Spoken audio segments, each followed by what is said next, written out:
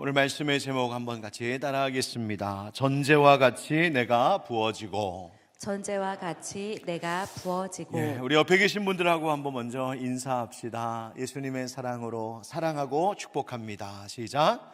예수님 사랑으로 사랑하고 축복합니다. 네. 지난 금요일에 이어서 오늘도 꺼지지 않는 열정이라는 주제로 두 번째 말씀을 함께 나누려고 합니다. 금요일날 요즘 나누는 말씀은 우리가 주일에 다 하지 못한 말씀을 마치 속편과 같이 이어서 이 말씀을 나누고 있습니다. 주일에 어떤 말씀 나누었었냐면 우리가 올해 주제의 말씀으로 주신 바로 내가 여기 있나이다 라고 하는 이사야 6장 8절의 말씀을 가지고 거룩한 열정에 대하여서 말씀을 나눕니다. 세 가지의 열정이 있다 말씀을 드렸었습니다. 바로 예배의 열정, 그리고 복음의 열정, 그리고 섬김의 열정을 우리가 회복하자 했습니다. 예배의 열정을 가진 사람에 대하여 지난 금요일 함께 나눴었는데요. 또 복습이 좀 필요하지 않겠습니까? 예배의 열정을 가진 사람, 바로 다윗의 모습을 통하여서 우리가 어떤 모습이 바로 예배의 열정을 가진 자의 모습인지를 함께 나누었었는데, 바로 순종이라는 예물을 가져야 된다 말씀을 드렸습니다. 오늘의 예배가 정말 하나님 앞에 드려지는 진정한 예배가 되려면 내가 이 시간 하나님 앞에 집중하는 것 당연히 필요한 일이겠지만, 그 앞에 지난 한 주간 하나님의 말씀대로 살고자 했던, 하나님 앞에 순종하는 삶을 살고자 했던 그 순종의 흔적들이 필요하다 했습니다. 비록 우리가 완벽하게 살아내지 못하는 한 주간의 삶일지라도 그 부족함 속에서도 주님의 뜻을 향한 순종의 삶을 살고자 했던 그 모습이 오늘 내가 예배드리는 이 시간 하나님 앞에 드려지는 기쁨의 제물이 된다 했습니다. 그래서 순종이 제사보다 낫고 수량의 기름보다 낫다 하시는 말씀, 바로 우리가 순종의 제물을 준비할 때 하나님 기뻐 받으신다 했습니다. 또 예배의 열정을 회복한다는 것은 예배의 본질인 바로 기쁨을 회복해야 한다 했습니다. 여기서 말하는 기쁨, 세상에서 주는 기쁨이 아니라 바로 예수 십자가 그 구원의 은혜로 말미암은 우리 영혼의 기쁨입니다. 다윗이 뛰면서 춤추며 하나님을 찬양하고 예배했던 것, 그것은 단지 언약궤라는 이스라엘 백성들의 어떤 보물을 되찾아서가 아니라 그 일을 통하여서 그 백성이 하나님과의 관계가 회복되었던 것, 이것을 기뻐했던 다윗. 마찬가지로 예수 십자가 그 구원의 은혜로 말미암아 우리가 하나님과의 관계가 다시 올바르게 회복된 이 일에 대하여서 기뻐함이 필요하다. 예배가 익숙해져서 은혜마저 가리게 되는 일이 없도록 모든 예배마다 십자가 구원의 은혜라고 하는 그 말 앞에 감사와 감격이 다시 되살아나 우리의 가슴이 뛰는 그런 예배가 되었으면 좋겠다 말씀을 함께 나누었었습니다. 그리고 다윗의 그 열정 있는 예배는 혼자만의 기쁨으로 끝나지 않았다는 것을 주목해야 했습니다.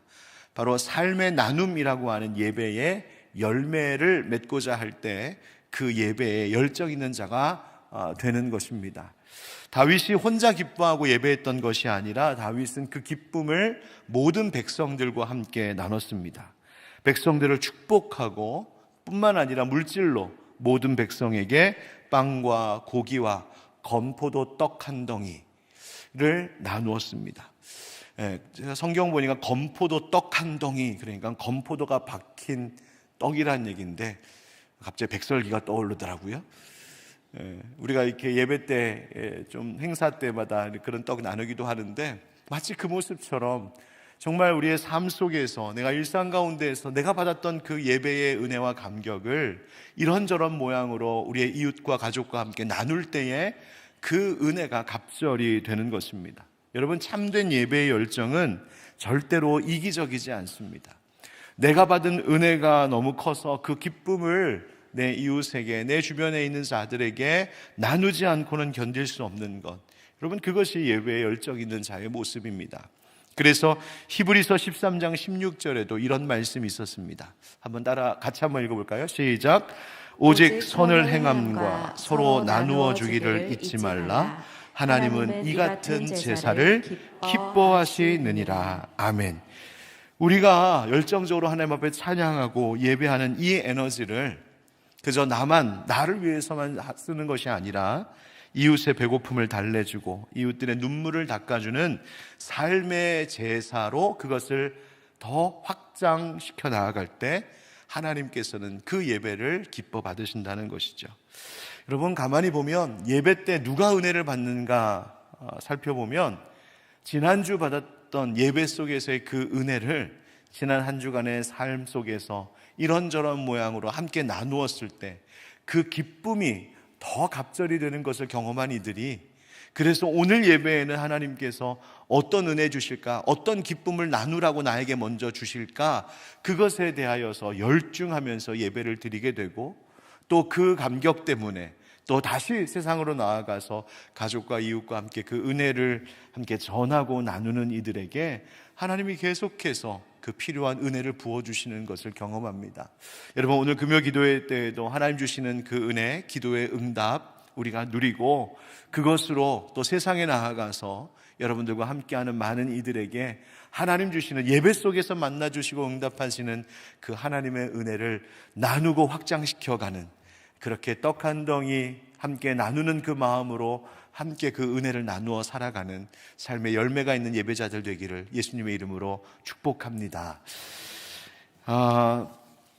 복음의 열정, 오늘 두 번째는 이 복음의 열정에 대한 이야기를 나누려고 하는데, 복음의 열정, 누구를 생각해 볼까? 바로 역시 사도 바울에 대한 이야기를 함께 나누어야 될 것 같습니다.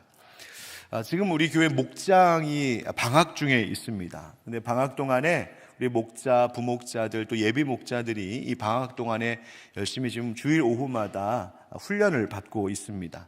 주일 오후에 한 60여 명 되는 목자, 부목자, 예비 목자들이 함께 올해에 이제 시작될 2월부터 시작될 목장 사역을 위해 열심히 지금 준비 중에 있는데, 그때 함께 잠깐 나눴던 말씀을 먼저 여러분들과도 나누고 시작하면 좋을 것 같습니다. 골로새서 1장 23절 말씀에 이런 말씀이 있습니다. 만일 너희가 믿음에 거하고 터 위에 굳게 서서 너희 들은 바 복음의 소망에서 흔들리지 아니하면 그리하리라. 여기서 그리하리라라고 하는 말씀은 앞에 있는 말씀의 맥락과 연결이 되는데, 여기서 그리하리라라고 하는 것은 너희가 복음의 소망에서 흔들리지 않으면, 그 복음 붙들고 살면 예수 그리스도의 십자가 죽으심으로 믿는 자들이 하나님과 화목한 관계가 이루어진 그 의, 바로 그 의로운 자답게 거룩하고 흠없고 책망할 것 없는 그런 자로 세움을 받을 것이다. 어떻게 하면? 복음 붙들고 살면 그렇게 된다라는 말입니다. 그런데 그 말씀 바로 뒤에 이어 23절 하반절에 이런 말씀이 나옵니다. 이 복음은 천하 만민에게 전파된 바요, 나 바울은 이 복음의 일꾼이 되었노라. 무엇이 되었다고요? 무슨 일꾼? 복음의 일꾼이 되었다. 즉 바울은 먼저 복음의 일꾼이 되었다는 거예요. 복음에 헌신된 사람, 복음의 열정을 가진 사람, 복음을 위해 살겠다 하는 사람이 되었다 하는 겁니다. 그리고 나서 24절 25절에 나는 이제 너희를 위하여 받는 괴로움을 기뻐하고 그리스도의 남은 고난을 그의 몸된 교회를 위하여 내 육체에 채우노라.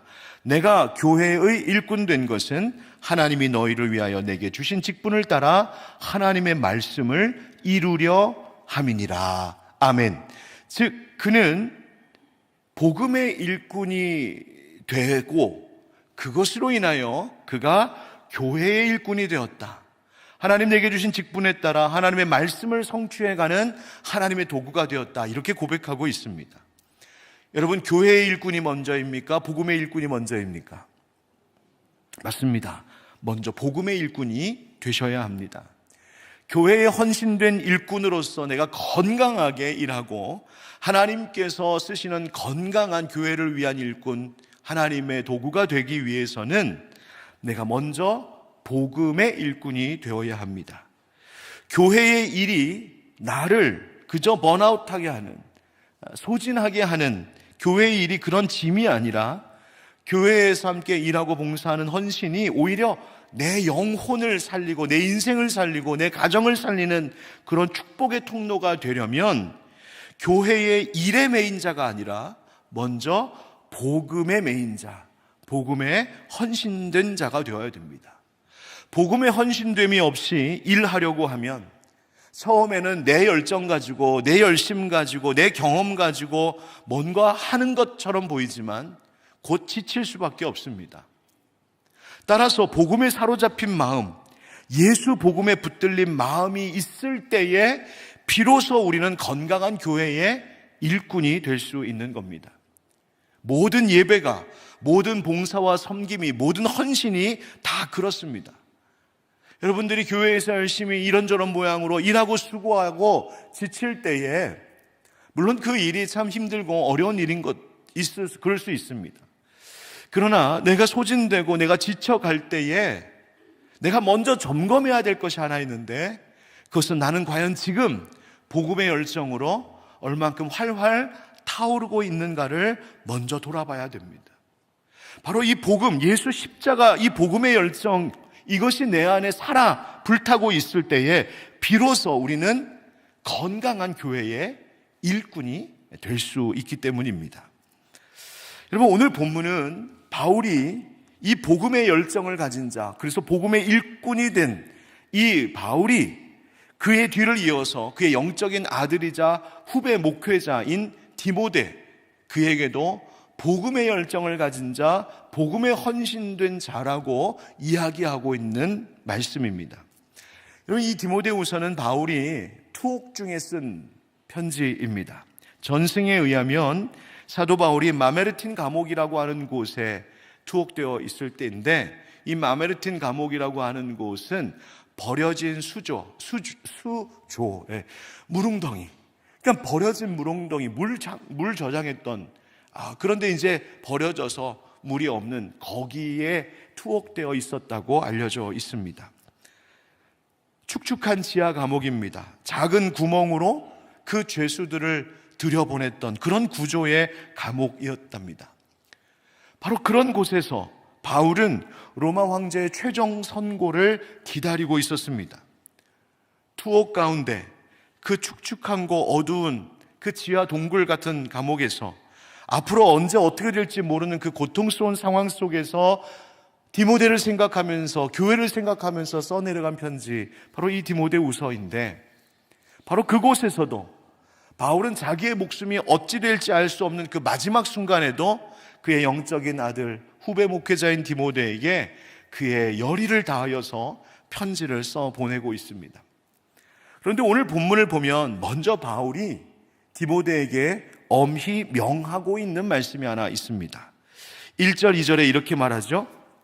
하나님 앞과 살아있는 자와 죽은 자를 심판하실 그리스도 예수 앞에서 그가 나타나실 것과 그의 나라를 두고 뭐하노니? 엄히 명하노니. 여러분, 바울이 디모데에게 전한 명령이자 이 부탁은 결코 가벼운 것이 아니었습니다. 하나님 앞과 산 자와 죽은 자를 심판하실 그리스도 예수 앞에서, 또 그 예수께서 다시 오실 것과 그의 나라가 임할 것을 두고 내가 명한다. 여러분, 얼마나 그 바울의 마음이 어떠한 것인지가 느껴집니까? 바울이 그런 마음으로 엄히 디모데에게 명령했습니다. 그저 개인적인 어떤 부탁이나 권면이 아니라 하나님께로부터 받은 사명에 대한 명령이었어요. 그 명령의 요지가 뭔가? 우리 2절 다 같이 함께 읽겠습니다. 2절 시작. 너는 말씀을 전파하라. 때를 얻든지 못 얻든지 항상 힘쓰라. 범사에 오래 참음과 가르침으로 경책하며 경계하며 권하라. 아멘. 이 명령의 요지는 무엇이냐면 때를 얻든지 못 얻든지, 그러니까 기회가 좋든지 나쁘든지 말씀을 선포하는 일, 복음을 전하는 그 일 꾸준히 힘쓰라 하는 것입니다. 다시 말하면 복음을 전하고 복음을 가르치는 이 일은 환경과 형편에 구애받지 않을 일이라는 것입니다. 때가 이르지 않을 때에도, 환경과 상황과 형편이 좋지 않더라도 그 모든 어려움에도 불구하고 인내하면서 디모데야, 계속해서 가르쳐야 된다. 사람들에게 가르칠 것 가르쳐야 되고, 책망할 것 책망해야 하고, 때로는 훈계도 필요하고, 그리고 권하라라는 말은 격려하라라는 뜻입니다. 때로는 그들을 격려하며 일으켜야 된다.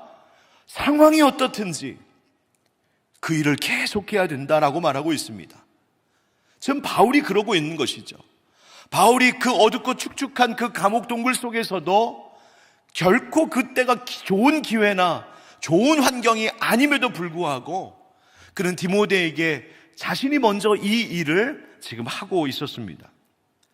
그리고 바울은 알고 있었고 보고 있었습니다. 무엇을?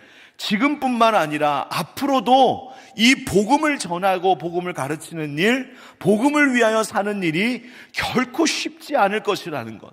이 세상의 상황과 형편이 복음에 붙들려서 살아가고 복음을 붙들고 살아가고 복음을 위하여서 살아가는 것, 그거 결코 쉬운 세상 아닐 거라는 것 바울은 보고 있었습니다.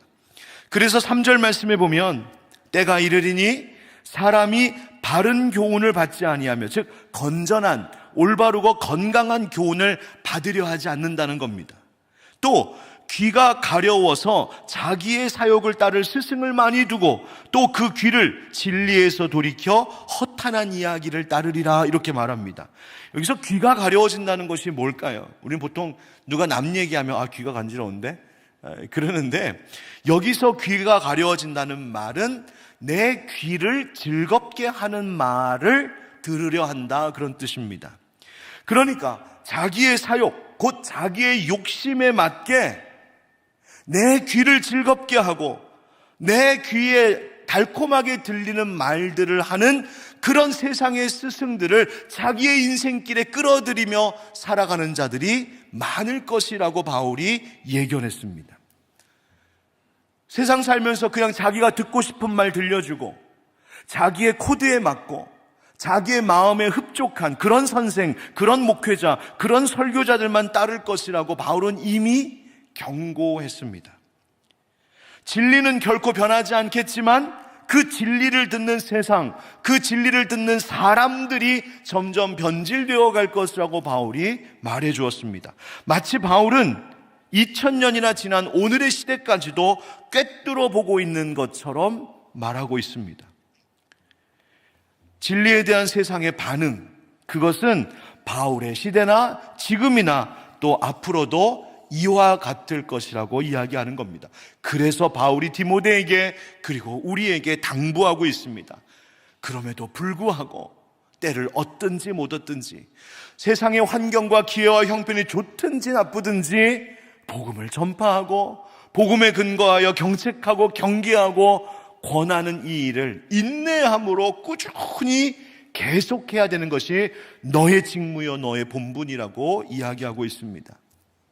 복음 사역, 복음을 전하는 것, 우리가 함께 복음을 붙들고 살아간다는 것 자체가 본래 편안한 일이 아니라 인내와 고난을 전제로 한 사명이기 때문입니다. 그래서 바울이 5절에 이렇게 다시 권면하죠. 그러나 너는 모든 일에 신중하여 고난을 받으며 전도자의 일을 하며 네 직무를 다하라. 모든 일에, 즉 모든 경우에 신중하라는 말은 정신을 똑바로 차리라는 말입니다. 세상이 어떻게 변하고 사람들이 어떻게 변질되어 가도 너 복음을 맡은 너는, 예수 그리스도의 복음에 붙들려 살아가야 돼. 우리 그리스도인들은 정신 똑바로 차리고 그 복음 전하며 살아야 된다. 고난을 받으며라고 하는 말은 너 고난을 피하려 하지 말고 그 고난을 잘 견디면서 전도자의 일, 곧 복음 전하는 이 직무를 완수하라고 말하는 겁니다. 지금 이 말을 전하고 있는 바울은 감옥에서 이 말을 지금 전하고 있는데, 그가 얼마나 그 안에서도 이 복음에 대한 열정에 사로잡혀 있던 자인지, 그가 얼마나 복음의 열정으로 활활 타오르고 있었던 자인지를 보여주고 있는 말씀입니다. 여러분, 우리는 어떨까요? 우리는 과연 이 복음의 열정에 얼만큼 뜨겁게 타오르고 있을까요? 이 엄중한 권면에서 바울은 계속해서 디모데에게 너는 이렇게 해라, 너는 이렇게 해라. 사실 1장부터 3장까지 디모데후서에서 바울은 디모데에게 너 이렇게 해야 된다, 이렇게 목회해야 된다, 이렇게 살도록 성도들에게 가르쳐야 된다, 그 얘기를 계속하는데, 그런데 오늘 본문에서 4장 6절 말씀에 가서는 이제는 너가 아닌 나에 대하여서 이야기합니다. 즉 바울 자기 자신은 이 일을 위하여서 어떻게 살아왔는지 자기 간증을 하고 있습니다.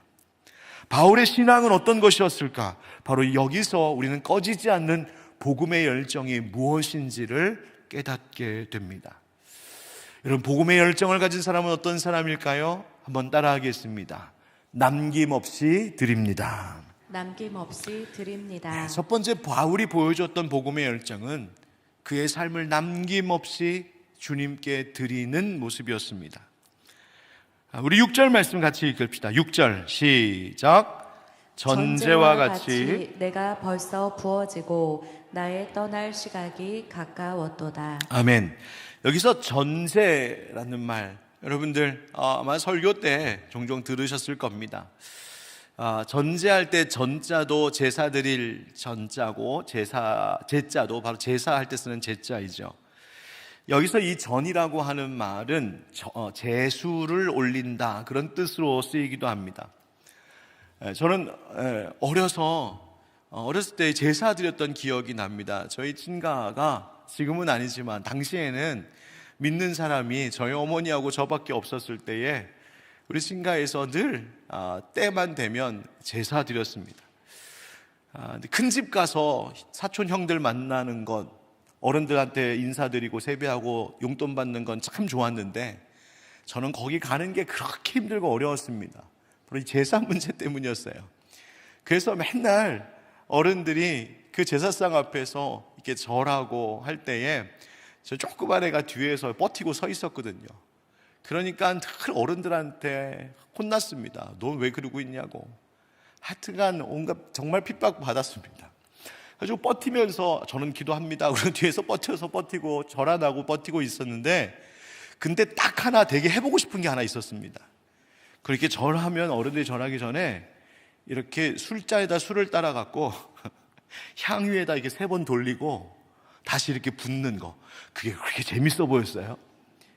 그래서 그건 해보고 싶은데 또 뭐 그건 하겠다고 할 수는 없고 그래서 늘 그냥 구경만 했었던 그 기억이 납니다. 근데 그때 이렇게 잔을 부을 때 완전히 붓는 것, 바로 그걸 제수라고 하는데요. 바로 이 일을 지금 했다는 겁니다. 왜 이런 이야기 했냐면, 당시에 유대교 사람들이 제사를 드릴 때에 그 제단 밑에다가 포도주를 붓는 유대교의 관습이 있었습니다. 포도주는 무슨 색깔일까요?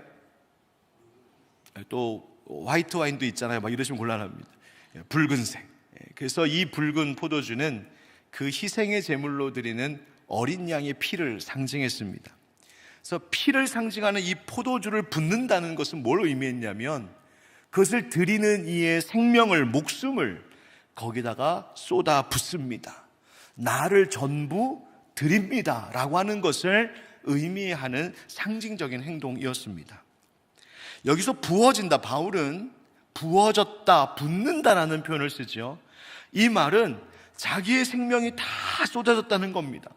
나의 모든 기력이 다 빠져나갔다는 것을 의미합니다. 어느 정도로?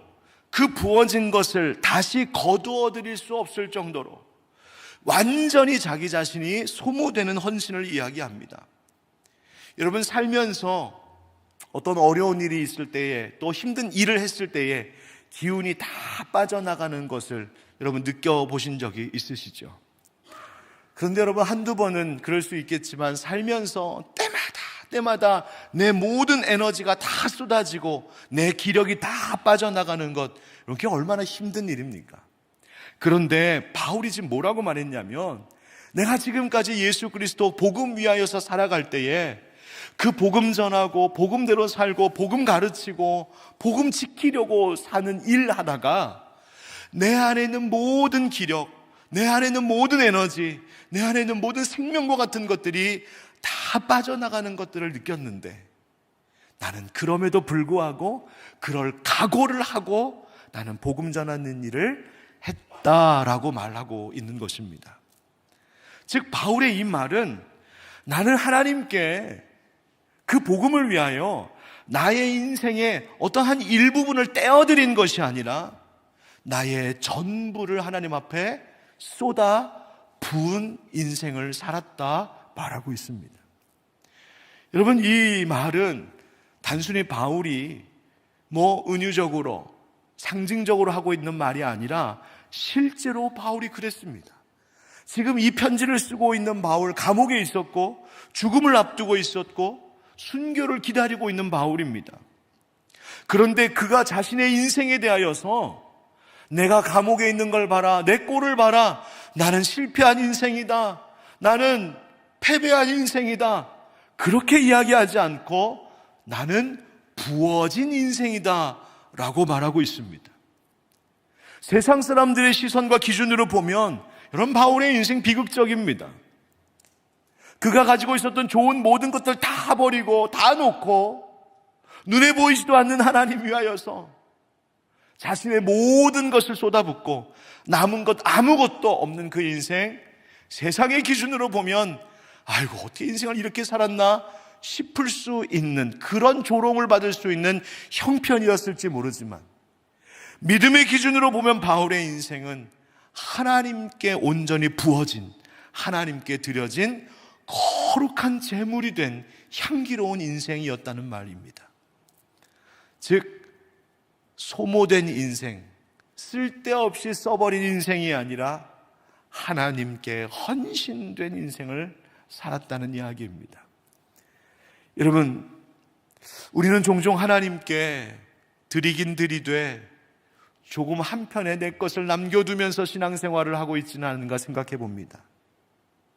하나님 앞에 내 시간을 드린다 하는데 정작 가만히 돌아보면 내 쓸 시간 다 쓰고 나 하고 싶은 거 다 하고 내 바쁜 거 다 쓰고 그리고 남으면 시간을 드리는, 하나님 앞에 내 물질을 드린다 할 때도 먼저 내가 쓸 거 다 챙겨두고 그 다음 여유가 있으면 남은 것 하나님 앞에 드리고, 순종할 때에도 헌신할 때에도 계산하고 따지고 어느 정도 적당히 조절하고 조율해서 드리고, 여러분, 전제로 부어지는 삶이란 계산이 되지 않는 인생입니다.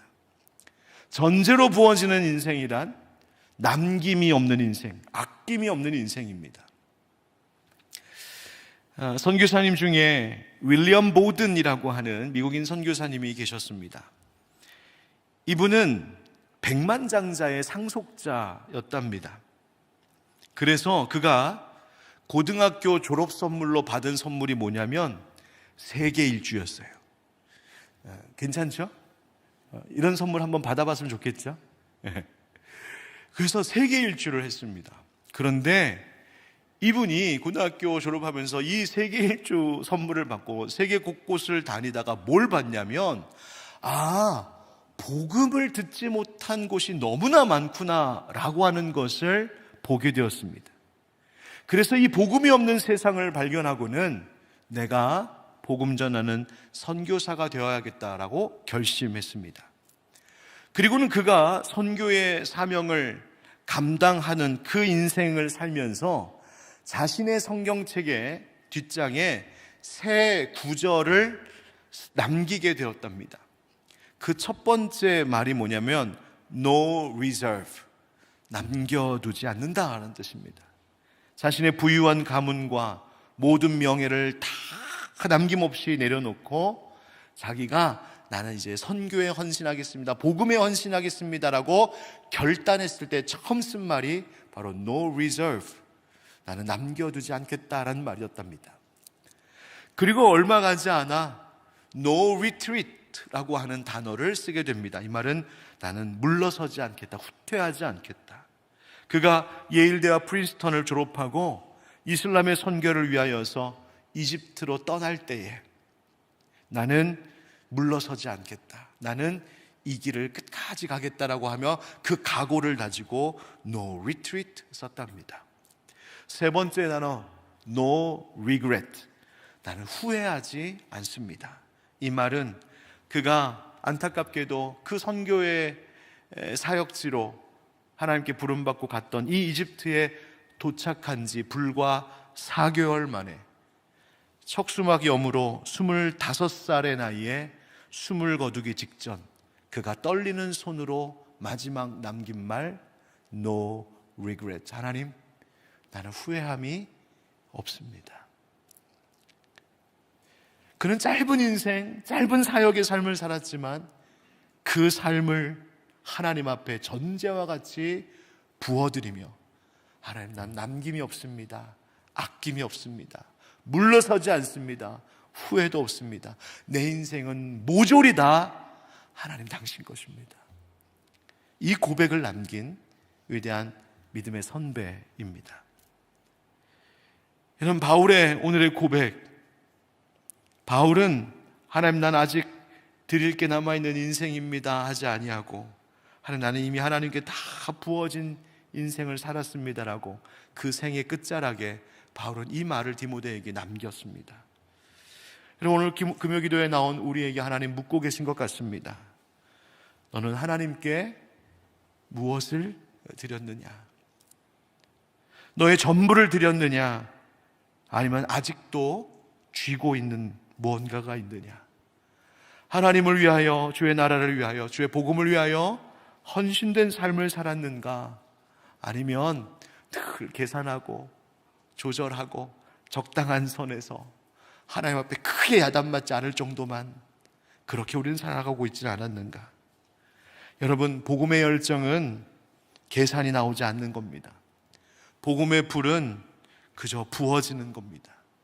여러분, 복음의 열정이라고 하는 것은 남겨둘수록 식어가고 부어질수록 크게 타오릅니다. 사랑하는 성도 여러분, 우리가 복음을 위해서 살아갈 때, 주님 위해서 살아갈 때 내가 어떤 직업을 가지고 살아가고 있든 어떤 삶의 환경 가운데 있든 때를 얻든지 못 얻든지 나의 상황과 환경과 형편이 좋든지 그렇지 못하든지 어떠한 가운데에도 하나님, 나의 모든 것을 아낌없이 하나님 앞에 드립니다. 그런 믿음의 고백, 그 복음의 열정으로 다시 살아가기를 결단하는 우리가 되기를, 이 밤이 되기를 예수님의 이름으로 축원드립니다. 두 번째, 복음의 열정을 가진 사람들은 어떤 사람일까? 따라합시다. 선한 싸움을 싸웁니다. 선한 싸움을 싸웁니다. 7절 상반절에 바울이 이렇게 고백하죠. 나는 선한 싸움을 싸우고 라고 말합니다. 여러분, 여기서 우리가 깨닫게 되는 것은 신앙생활 하는 데에도 싸움이 있구나라는 것을 알 수 있습니다. 믿음에는 전쟁이 있습니다. 믿음 생활함에 있어서 영적 전투는 그냥 선택이 아니라 필수로 따라온다는 사실을 우리는 잊지 말고 각오해야 합니다. 그런데 바울은 그냥 내가 싸웠다라고 말하지 아니하고 그 싸움을 무슨 싸움이라고 말합니까? 선한 싸움이라고 말합니다. 즉, 이 싸움은 사람과 싸우는 싸움이 아니었습니다. 교회와 싸우는 싸움도 아니었습니다. 사람끼리의 무슨 자존심 싸움도 아니었고 서로 감정 싸움하는 것도 아니었고 권력이나 명예를, 재물을 얻기 위하여 그것을 탐하여 싸우는 싸움도 아니었습니다. 바울이 말한 이 선한 싸움은 하나님의 선한 목적을 위하여서 싸우는 싸움을 의미합니다. 무슨 싸움이냐? 먼저는 죄와의 싸움을 생각할 수 있습니다. 세상의 유혹과 죄의 속삭임에 맞서 싸우고자 하는 그 싸움이 내 안에 있었다. 또 이 세상과 살면서 적당하게 살아가는 그 타협과의 싸움도 말할 것입니다. 달콤한 유혹이 우리를 타협하게 만들지요. 세상 사람들 다 그렇게 사는데 이 정도는 괜찮지 않아? 이거는 괜찮지 않아? 남들도 다 그렇게 사는데 세상과 적당하게 손잡고 살아가고자 하는 그 마음의 생각과 싸워가는 것입니다. 세상에 물들어가는 세속화되는 것과의 싸움도 이야기할 겁니다. 세상의 즐거움, 세상 대중의 어떤 여론이나 유행이나 세상의 문화, 이제 다들 그렇게 살아가는데 나도 그렇게 살아가는 게 어때? 요즘 기독교인들, 요즘 그리스도인들, 성도들 다 이렇게 이 정도로 신앙생활하고 이 정도로 예배드리고 적당히 이렇게 교회 생활하는데 나도 그렇게 하면 되지 않을까 하는 그 마음, 그것과 바울은 늘 싸웠다는 이야기입니다. 또 무엇과 싸우게 될까? 신앙생활 하다 보면 자기중심적인 생각과 늘 싸우게 됩니다. 나의 이익을 위한, 내 마음, 내 감정이 중요하게 여겨지는 내 마음, 내 자존심이 중요한 내 마음, 내가 어떻게 하면 조금 더 편할 수 있을까? 내 편의를 구하는 마음, 내가 어떻게 하면 내 명예를 더 지킬 수 있을까? 어떻게 하면 내 욕심을 더 채울 수 있을까? 그러한 생각들이 자기 안에서 올라올 때마다 바울은 끊임없이 나를 버리고 비우고 내려놓는 싸움을 계속 싸워왔다는 겁니다. 뿐만 아니라 바울은 복음을 지키기 위하여서 늘 싸워왔습니다. 복음에 반대되는 것들과 싸웠습니다. 거짓된 가르침으로부터 이 복음의 진리를 수호하기 위하여서 목숨을 걸고 바울 싸웠습니다. 하나님의 은혜, 하나님의 사랑, 하나님의 일방적인 그 구원의 은혜의 이야기가 바로 복음일 것인데, 자기의 의나 자기의 공로를 드러내려고 하는 그 모든 시도와의 끊임없는 싸움이 바울에게 있었습니다. 하나님보다 사람이 더 드러나고 하나님보다 사람을 더 기쁘게 하려고 하는 그 모든 것들에 대하여 내가 저항하고 하나님 앞에 자신을 온전히 부어드리고자 하는 그 마음의 내적 싸움이 바울에게 늘 있었다는 것입니다. 나는 선한 싸움을 싸웠습니다. 여러분, 좀 오래된 책이긴 한데 백악관을 기도실로 만든 대통령 링컨이라고 하는 책이 있었습니다. 아마 많은 분들 또 읽어보셨으리라 생각합니다. 미국 남북전쟁 당시에 치열한 전투가 벌어질 때 링컨 대통령의 집무실 옆방에는 늘 기도하는 소리가 들렸다죠. 대통령의 참모들이 대통령님, 지금은 기도하고 계실 때가 아닌 것 같습니다. 전략을 좀 짜셔야 되고 군대도 배치해야 될지 어떻게 해야 될지 지금 이거 우리 같이 참모들과 함께 논의하셔야 될 때입니다. 중요한 때입니다. 그렇게 이야기하면 링컨이 이렇게 대답했답니다. 지금 우리 앞에 놓인 싸움은 사람과의 싸움이 아니라 이 나라의 정의와 운명을 결정짓는 영적인 싸움입니다. 나는 나의 지혜를 믿지 않습니다. 오직 하나님의 도우심만이 이 선한 싸움을 이기게 할 것입니다. 내가 무릎 꿇는 시간은 내가 도망치는 시간이 아니라, 즉 이 문제를 회피해버리는 시간이 아니라 오히려 승리를 확정짓는 시간입니다 라고 말입니다. 여러분, 우리는 기도를 무엇이라고 생각합니까?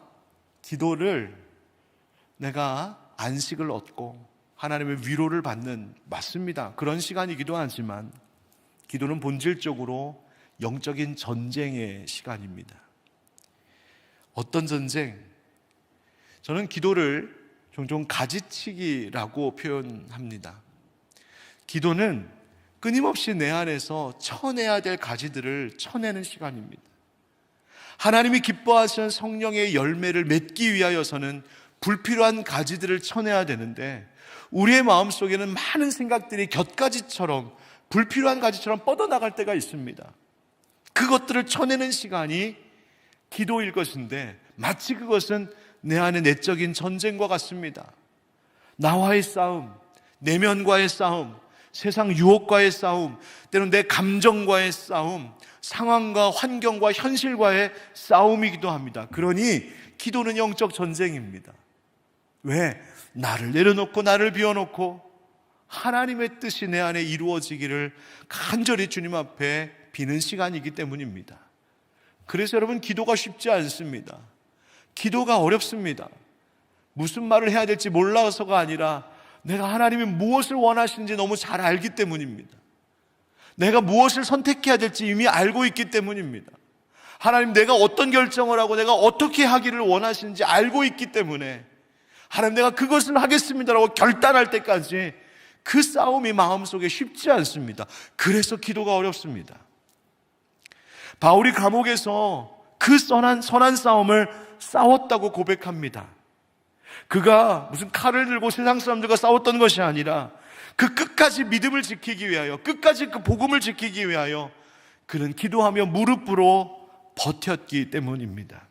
여러분, 오늘 금요 기도에 나오신 여러분들도 우리 한 사람 한 사람이 영적 전사임을 잊지 마시기 바랍니다. 이 기도의 무릎으로 살아가는 것이, 그 기도의 무릎으로 이 영적 전쟁을 싸워나가는 것이 바로 복음의 열정입니다. 복음을 지키고 복음에 따라 살아간다는 것은 늘 저항이 따라옵니다. 세상은 그것을 원치 않기 때문에, 사단 마귀는 그것을 방해하려 들기 때문에 복음대로 살려고 하는 것, 복음에 부끄럽지 않은 삶을 살게 하는 것, 여러분, 그 저항이 늘 세상 가운데 있습니다. 편한 길 아닙니다. 안전한 길 아닙니다. 환영받는 길도 아닙니다. 그래서 신앙은 언제나 싸움과 같습니다. 포기하고 싶은 마음과 싸우게 되고요, 타협하고 싶은 마음과 싸우게 되고요, 뒤돌아가고 싶은 유혹과 싸우게 됩니다. 그러나 바울이 그 싸움 앞에서 뒤돌아 도망치지 않았다는 말입니다. 나는 이 싸움을 끝까지 감당했다 합니다. 여러분, 우리의 신앙이 어떤지 되돌아보십시다.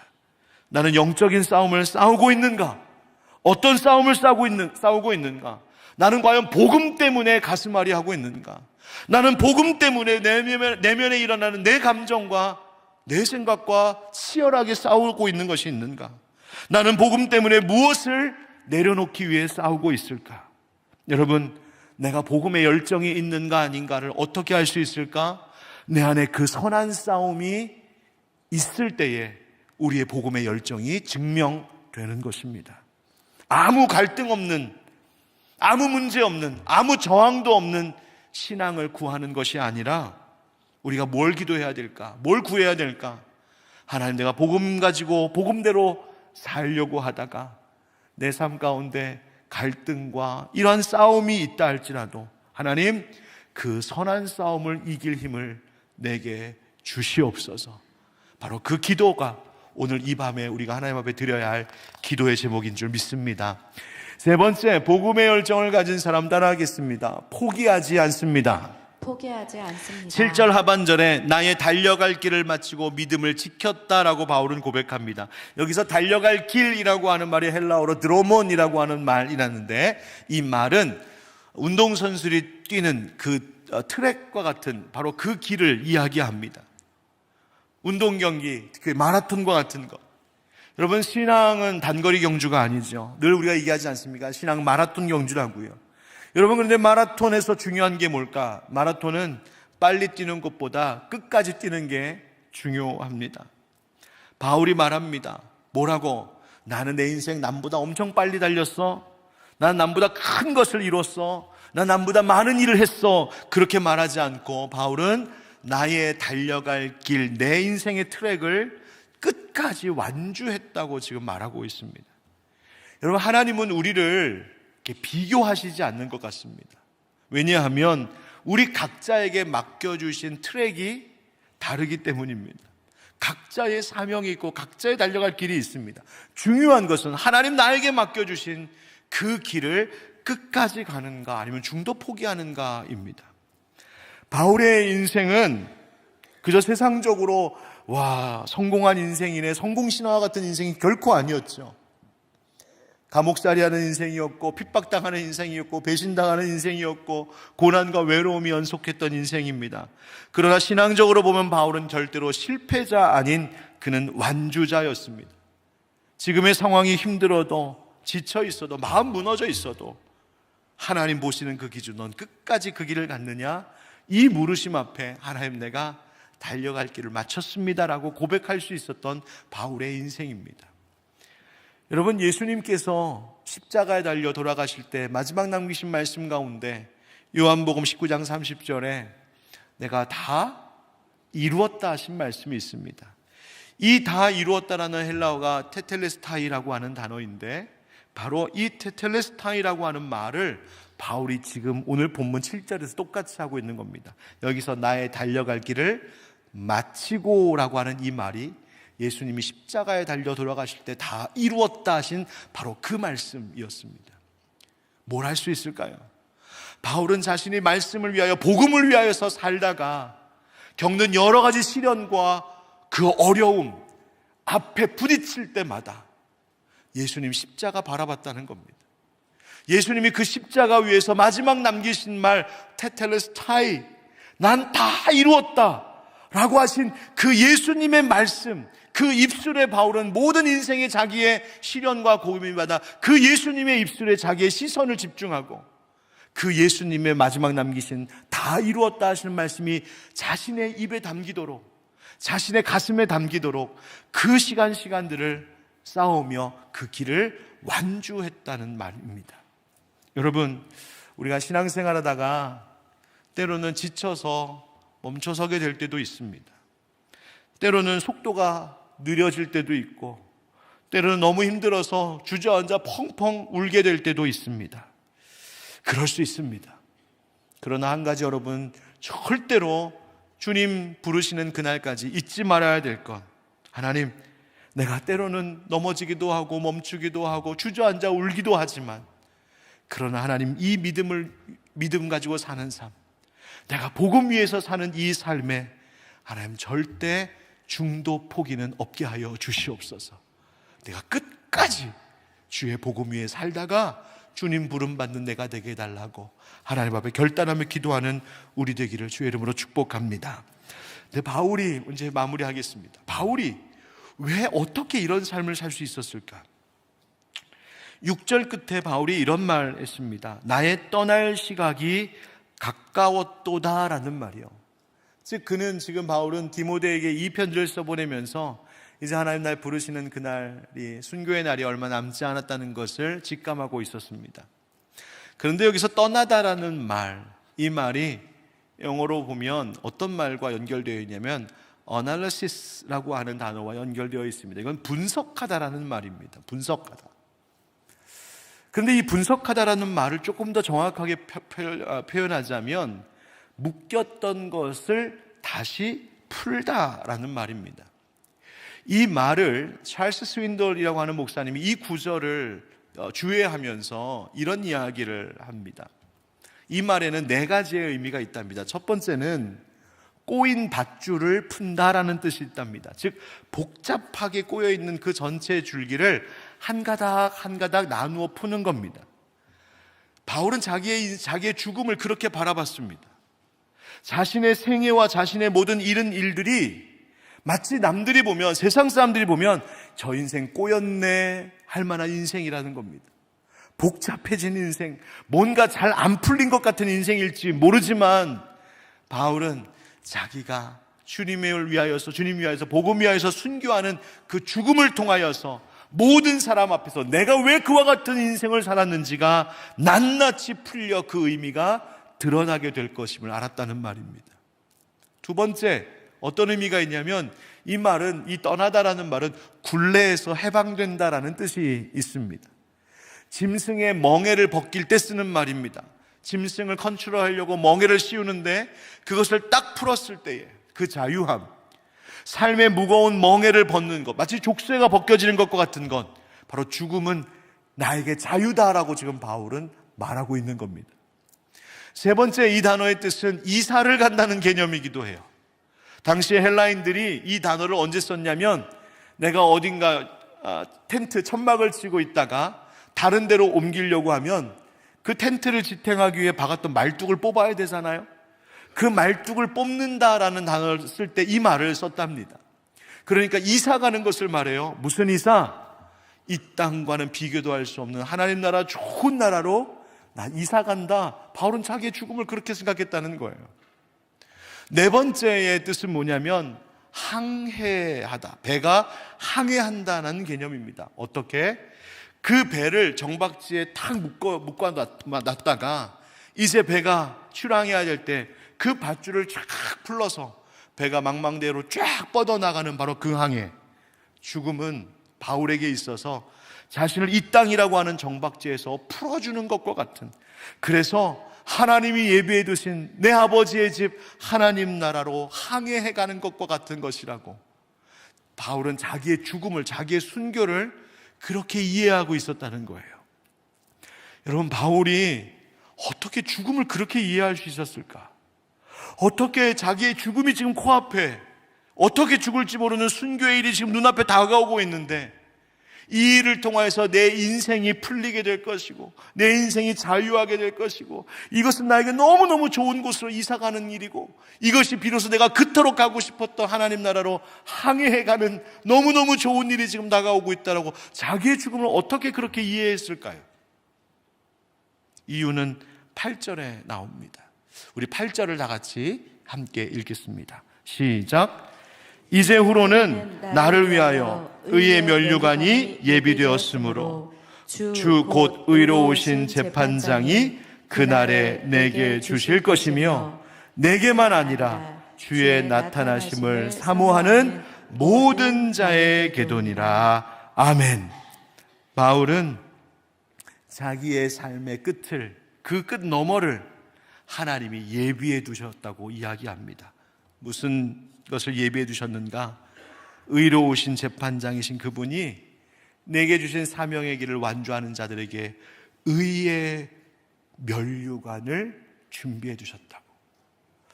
여러분, 의의 면류관, 운동선수가 경기를 해서 승리를 하면 월계관, 바로 그것을 씌워주는데, 여러분 생각해 보면, 아니 그 뭐 풀조가리로 만든 월계관이 뭐 대단한 거라고 그냥 계산 따져보면 그럴 수 있잖아요. 그런데 당시에 헬라 시대에 운동선수가 경기에서 이겨서 이 월계관을 쓰는 것은 엄청난 보상이 따르는 일이었답니다.